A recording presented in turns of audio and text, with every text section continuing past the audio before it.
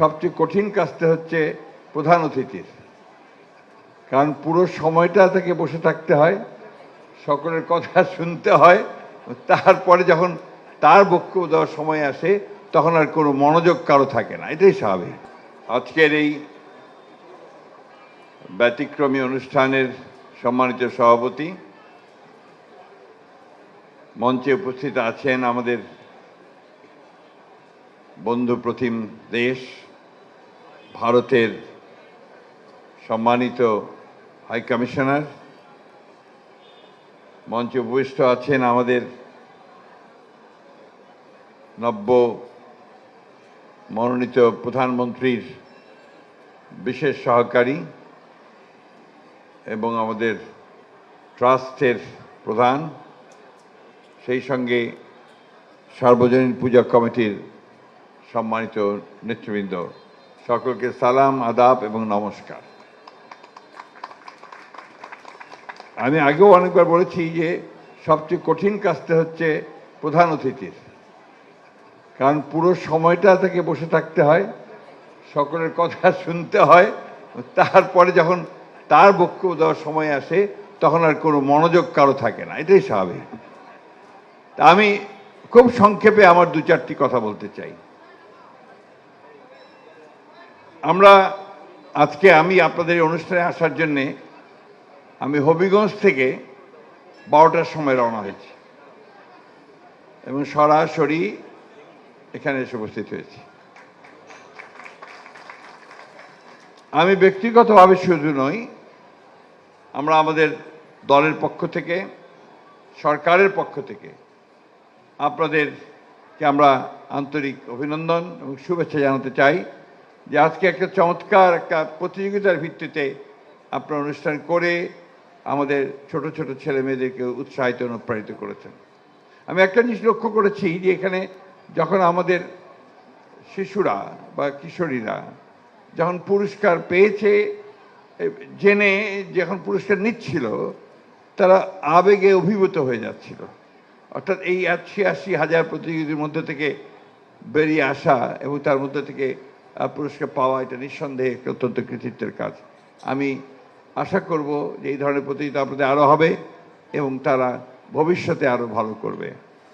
প্রিয় সুধীবৃন্দ, আমি সুধীবৃন্দের মধ্যে আমার মেয়ে আরও অপর্ণা বসে আছে সামনে, তাকে আমি একটু স্পেশালি আপনার অ্যাড্রেস করতে চাই।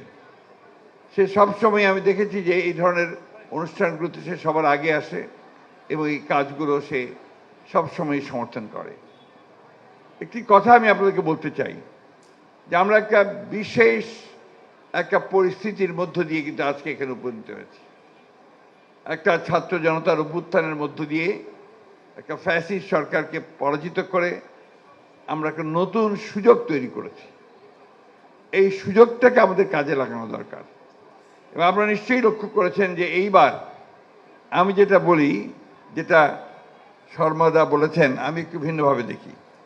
আমি বলি যে এইবার বাংলাদেশের সত্যিকার অর্থেই যারা স্বাধীনতা প্রেমিক, যারা সার্বভৌমত্বে বিশ্বাস করে, যারা 1971 সালের মুক্তিযুদ্ধে লড়াই করে সংগ্রাম করে দেশ স্বাধীনতার বিষয়টাকে বিশ্বাস করে, তারা তাদের দায়িত্ব পালন করেছে এবারকে নির্বাচনে অংশ নিয়ে।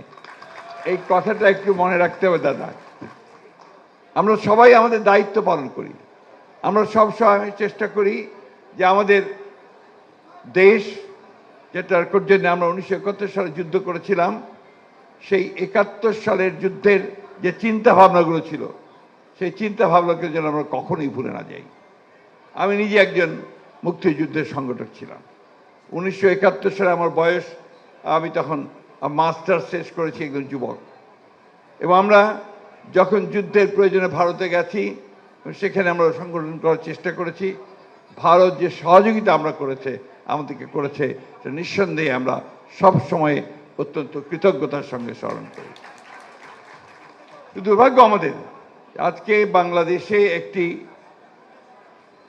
শক্তি তৈরি হয়েছে, একটি মতবাদ তৈরি হচ্ছে যে 1971 সালের যে মূল বিষয়টাকে, সেটাকে ভুলিয়ে দিয়ে নতুন করে চিন্তা করার জন্য আমরা কখনোই 24-এর যে ছাত্র গণ অভ্যুত্থান ফ্যাসিস্টদের বিরুদ্ধে যে লড়াই, এই লড়াইকে কখনো খাটো করে দেখি না, বরঞ্চ আমরা মনে করি এই সংগ্রাম, এই লড়াইটা ছিল বাংলাদেশের আপামর জনসাধারণের লড়াই।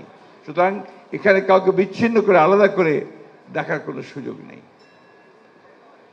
আমার যতদূর জানা, আমি এটুকু খুব জোর গলায় বলতে পারি যে আমাদের বর্তমান প্রধানমন্ত্রী, যিনি আমাদের দলের চেয়ারম্যান, তিনি প্রথম থেকে আমাদেরকে এই নির্দেশ দিয়েছেন যে 5ই আগস্টের পরে আমাদেরকে নির্দেশ দিয়েছিলেন যে সমস্ত নেতা কর্মীরা যেন আমাদের হিন্দু সম্প্রদায়ের ভাইদের পাশে দাঁড়ায়, এবং তারা দাঁড়িয়েছেন। আমরা এটাকে আলাদা করে দেখতে চাই না, কখনোই চাইনি। দেশনেত্রী বেগম খালেদা জিয়া বহুবার আপনারা দেখা করেছেন, কথা বলেছেন, তিনি বলেছেন তা আমি আলাদা করে বলিনি, তো এটা মনেই করতে পারি না। আমরা মনে করি হিন্দু, মুসলমান, বৌদ্ধ, খ্রিস্টান আমরা সবাই বাংলাদেশি নাগরিক। এখানে আমাদের মধ্যে কোনো বিভেদ নেই, বিভাজন আমরা সৃষ্টি করতে চাই না। আছে কিছু সংখ্যক লোক আছে যারা বিভাজন সৃষ্টি করে তারা নিজেদের স্বার্থ হাসিল করতে চায়, আমরা সেই বিভাজন সৃষ্টি করতে চাই না। আমার সবসময় মনে হয় যে জাতি যখন একটা সংকটের মধ্যে পড়ে, তখন অতীতে 1971 সালে আমরা সেই প্রমাণ দিয়েছি। আমরা সমস্ত হিন্দু, মুসলমান, বৌদ্ধ, খ্রিস্টান আমরা একযোগ হয়ে সংগ্রাম করে লড়াই করে দেশকে স্বাধীন করেছিলাম। ঠিক একইভাবে আমরা এই 24শে জুলাইয়ের যে ছাত্র গণ অভ্যুত্থান, আমরা আবার সবাই ঐক্যবদ্ধ হয়ে একই সঙ্গে লড়াই করেছি। সুতরাং এটাকে বিভাজন করে এটার সম্ভাবনাটাকে যেন আমরা নষ্ট না করি। আমি বারবার আমার একটা কথা মনে হয় যে যারা এটা করতে চায় তারা বাংলাদেশকে ভালোবাসে না। যারা এটা করতে চায় তারা বাংলাদেশের প্রকৃত যে আমরা বলি যে স্বাধীনতাকামী মানুষ, সেটা আমি মনে করি না। এখানে একটা ভিন্ন একটা ঘটনা লুকায়িত থাকতে পারে। আমার সব সময় মনে হয় নজরুল ইসলামের সেই কবিতার দুটো ছত্র, যে হিন্দু নাম ওরা মুসলিম, ওই জিজ্ঞাসে কোনজন, কান্ডারি বড় ডুবিছে মানুষ, সন্তান মোর মার। এই বিষয়টাকে মাথায় রাখতে হবে। আমাদেরকে সবসময় মনে রাখতে হবে যে আমরা এমন একটা দেশ তৈরি করতে চেয়েছি, এমন একটা সমাজ তৈরি করতে চেয়েছি যেখানে ধর্মের ভিত্তিতে আমরা কোনো বিভাজন সৃষ্টি করতে চাই না। এটাকে করা ঠিক হবে না। বাংলাদেশের মতো একটা দেশে আমাদের সকলকে ঐক্যবদ্ধ হয়ে কাজ করতে হবে। সেখানেই আমি মনে করি যে বাংলাদেশের সাফল্য নির্ভর করবে। আমি অত্যন্ত আনন্দিত যে আজকে আপনাদের এই অনুষ্ঠানে আসতে পেরেছি। মাত্র একদিন আগে বা দুদিন আগেই বোধহয় না, আমরা মাননীয় প্রধানমন্ত্রীর সঙ্গে আমাদের নেতৃবৃন্দ দেখা করেছিলেন।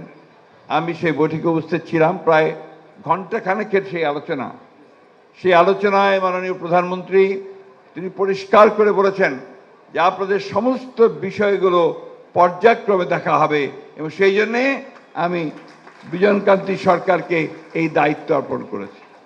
আপনাদের মানুষকে সেই দায়িত্ব দেওয়া হয়েছে।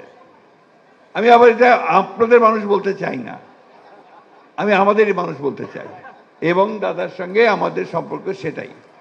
এই জায়গাটা আমি খুব কনসিয়াসলি আপনার অ্যাভয়েড করতে চাই। আমরা যেন পরস্পরকে যে ভ্রাতৃত্ববোধ, যেটা আমাদের হাজার বছর ধরে চলে এসছে এই দেশে, সেই ভ্রাতৃত্ববোধ এটা যেন আমাদের অক্ষুণ্ণ থাকে। ইভেন পাকিস্তান দিবসে আমাদের মধ্যে তো এই ডিভিশন ছিল না, আমি দেখিনি। আপনারা কে কত দেখেছি কি আমি জানি না, আমি দেখিনি। আমার শহর ঠাকুরগাঁও শহর একেবারে উত্তরাঞ্চলে, আমরা তো একসাথে যেমন পূজা উদযাপন করেছি, আমি পূজা মণ্ডপে গিয়ে নাটকও করেছি। সেই একই সঙ্গে আমাদের বন্ধুরা মনতোষ দিয়ে এসে আমাদের ঈদের এসে আমার বাসায় এসে মায়ের হাতে সেমাই খেয়ে গেছেন। এই বিষয়গুলোকে আমরা সবাই ওই দৃষ্টিভঙ্গিতে দেখি এবং সেভাবে এগিয়ে যাই। আসলে আমাদের মূল পরিচয় হচ্ছে আমরা মানুষ, আমাদের মূল পরিচয় হচ্ছে আমরা বাংলাদেশি, এবং এখানে যারা সনাতন ধর্মের কথা বলেন তারা কিন্তু এখানকার মানুষ, এই জমির মানুষ, তারা ভূমিপুত্র। সুতরাং তাদেরকে নিয়ে যদি কেউ কোনো পরিকল্পনা করে, চক্রান্ত করে, সেটাকে এই দেশের মানুষই এটাকে আপনারা সম্পূর্ণভাবে নাকচ করে দেবে। আমি বক্তব্য বাড়াবো না, আমি শুধু আপনাদের কাছে অনুরোধ করব যে আপনারা ধৈর্য ধরবেন, ধৈর্যের সঙ্গে এগিয়ে যাবেন।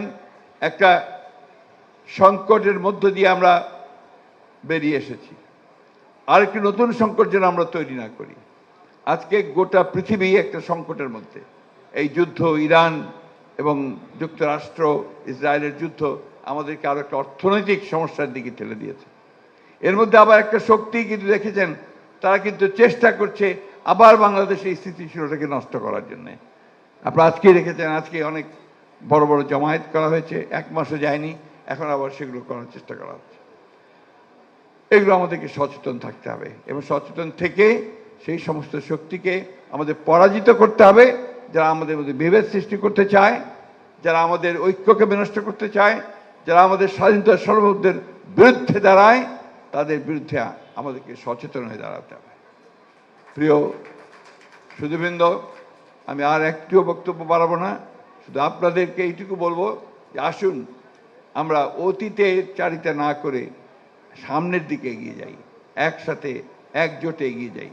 আমার বিশ্বাস আমরা যদি এক থাকি তাহলে কোনো শক্তি নেই আমাদেরকে পরাভূত করতে পারে। এই বিষয়টা আপনারা সবসময় মনে রাখতে হবে। আর নিজেকে কখনোই কোনো মতেই খাটো মনে করবেন না। ওই জায়গাটা খুব জরুরি প্রয়োজন। আপনার অধিকার আর আমার অধিকার এক, আমরা একই দেশের নাগরিক, আমরা একইভাবে বেড়ে উঠেছি এখানে, সেটাই আমাদের পরিচয়, এর বাইরে কোনো পরিচয় নেই। তাই আমি বিশ্বাস করব যে আমরা সামনের দিনগুলোতে ঐক্যবদ্ধভাবে একসাথে কাজ করব। আপনাদের সকলকে আবার ধন্যবাদ, আদাব, নমস্কার।